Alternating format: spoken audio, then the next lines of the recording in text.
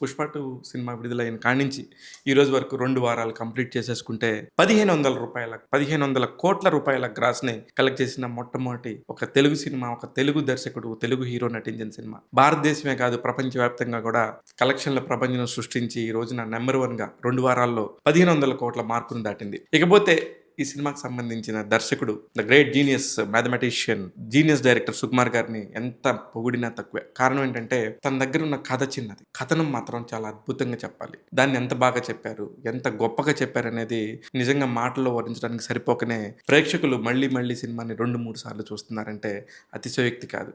అంత గొప్పగా ఈ సినిమా ఉండింది. ఇకపోతే అల్లు అర్జున్ పర్ఫార్మెన్స్ గురించి నిజంగా పూనకాలు వచ్చినాయి. పూనకాలు వచ్చినట్టే చేశాడు అతను. ఏంటిది నటన, ఒక సినిమా కోసం ఒక నటుడు ఇంతగా కష్టపడతాడా, ఒక నటన కోసం ఒక హీరో ఇంతగా రెచ్చిపోతాడా అన్నట్టుగా ప్రతి ఒక్క ఫ్రేమ్ లో కూడా కుదురుకున్నాడు. 3 గంటల 20 నిమిషాల పాటు చూసిన ఈ సినిమా ఇప్పటికీ మళ్ళీ మళ్ళీ చూసేలాగా మంత్రముగ్ధుల్ని చేస్తుందంటే మామూలు విషయం కాదు. ఒక సినిమాకి రిపీట్ ఆడియన్స్ ఎందుకు వస్తారు, ఒక సినిమాకి రిపీట్ ఆడియన్స్ ఎప్పుడు వస్తారు అనే సినిమాకి ప్రత్యక్ష ఉదాహరణ పుష్ప 2.